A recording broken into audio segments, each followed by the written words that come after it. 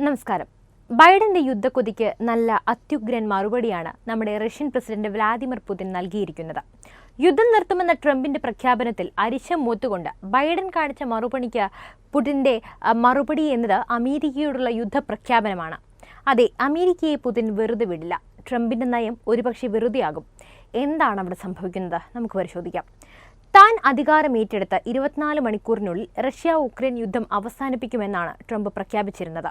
ഇതിന് മുന്നോടിയായി ട്രംപും അദ്ദേഹം പ്രത്യേക ചുമതല ഏൽപ്പിച്ച ഇലോൺ മസ്കും ഉക്രൈൻ പ്രസിഡന്റുമായി ഫോണിൽ സംസാരിക്കുകയും ചെയ്തിരുന്നു.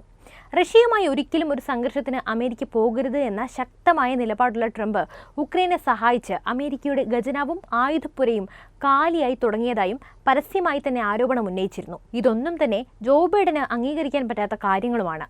എന്നാൽ ബൈഡൻ ഭരണകൂടം ഇപ്പോൾ വിളിച്ചു വരുത്തുന്നത് അമേരിക്കയുടെ അന്ത്യം തന്നെയായിരിക്കും. അതെ, പുതിന്റെ പകയാണ് അതിനുള്ള മറുപടി, മഹാപ്രതികാരം.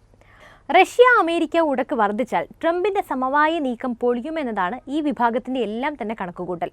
ഉക്രൈൻ റഷ്യ സംഘർഷത്തിൽ ഉത്തര കൊറിയൻ സൈനികരെ ഉപയോഗപ്പെടുത്തിയ റഷ്യയുടെ നീക്കമാണ് ആർമി ടാക്ടിക്കൽ മിസൈൽ സിസ്റ്റംസ് ഉപയോഗിക്കാനുള്ള അംഗീകാരത്തിന് കാരണമായതെന്നാണ് ന്യൂയോർക്ക് ടൈംസ് ചൂണ്ടിക്കാട്ടുന്നത്. പടിഞ്ഞാറൻ റഷ്യയിലെ കുസ് മേഖലയിൽ പ്രവർത്തിക്കുന്ന റഷ്യയുടെയും ഉത്തര കൊറിയയുടെയും സേനകളെയാണ് ഈ അമേരിക്കൻ ആയുധങ്ങൾ ലക്ഷ്യമിടുന്നതെന്നാണ് മുതിർന്ന ഉദ്യോഗസ്ഥരെ ഉദ്ധരിച്ചുകൊണ്ട് ന്യൂയോർക്ക് ടൈംസ് റിപ്പോർട്ട് ചെയ്തത്.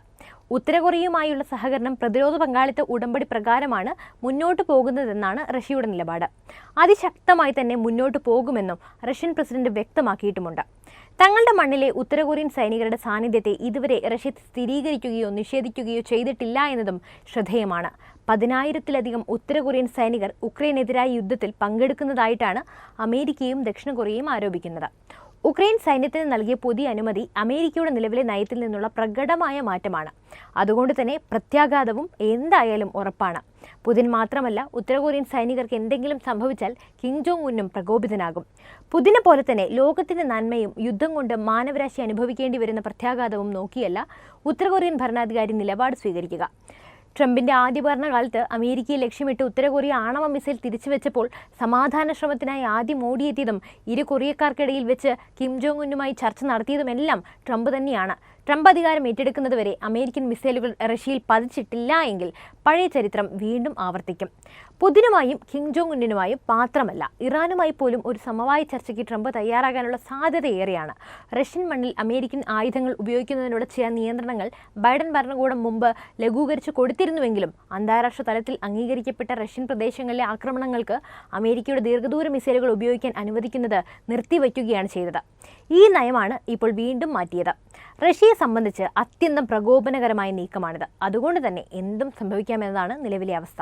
തങ്ങളുടെ മണ്ണിൽ ഏത് രാജ്യത്തിന്റെ അടയാളമുള്ള മിസൈൽ പതിച്ചാലും ആ രാജ്യത്തെ ആക്രമിക്കുമെന്നാണ് റഷ്യൻ പ്രസിഡന്റ് വ്ളാദിമിർ പുതിൻ മുന്നറിയിപ്പ് നൽകിയിരിക്കുന്നത്. അതുകൊണ്ട് തന്നെ ഏതെങ്കിലും ഒരു അമേരിക്കൻ മിസൈൽ റഷ്യയിൽ നാശനഷ്ടം സൃഷ്ടിച്ചാൽ ഇനി അമേരിക്കയിലും ബോംബുകൾ വീഴും. അങ്ങനെ ഒരുപക്ഷെ അമേരിക്കയുടെ നാശത്തിന് തന്നെ അത് കാരണമായിരിക്കാം. തീർച്ചയായും അതൊരു ലോകമഹായുദ്ധത്തിൽ തന്നെയാണ് കലാശിക്കുക. ഒരു അമേരിക്കൻ നിർമ്മിത ATACMS മിസൈലിന് ഏകദേശം 300 കിലോമീറ്റർ സൂപ്പർസോണിക് വേഗതയിൽ 214 കിലോഗ്രാം വാർഹെഡ് വഹിക്കാനാകും. അമേരിക്കൻ നിർമ്മിത M217 മൾട്ടിപ്പിൾ ലോഞ്ച് റോക്കറ്റ് സിസ്റ്റത്തിൽ നിന്നും M142 high mobility artillery rocket സിസ്റ്റത്തിൽ നിന്നുമാണ് ആക്രമിക്കാൻ കഴിയുക. ഇവ രണ്ടും 2022 മുതൽ ഉക്രൈൻ്റെ ആയുധപ്പുരയിൽ ഉണ്ടെങ്കിലും പ്രയോഗിക്കാൻ അനുമതി ലഭിക്കാത്തതിനാൽ തന്നെ അത് വെറുതെ കിടക്കുകയാണ്. അമേരിക്കയുടെ ഇപ്പോഴത്തെ നയംമാറ്റം ഉത്തര കൊറിയയെ ഭയപ്പെടുത്താൻ ഉദ്ദേശിച്ചതാണെന്നും ന്യൂയോർക്ക് ടൈംസ് റിപ്പോർട്ട് ചെയ്തിട്ടുണ്ട്. യഥാർത്ഥത്തിൽ ഇത് വിളിച്ചു വരുത്തുന്നത് അമേരിക്കയുടെ നാശമാണെന്നാണ് പലരും വിമർശിക്കുന്നത്.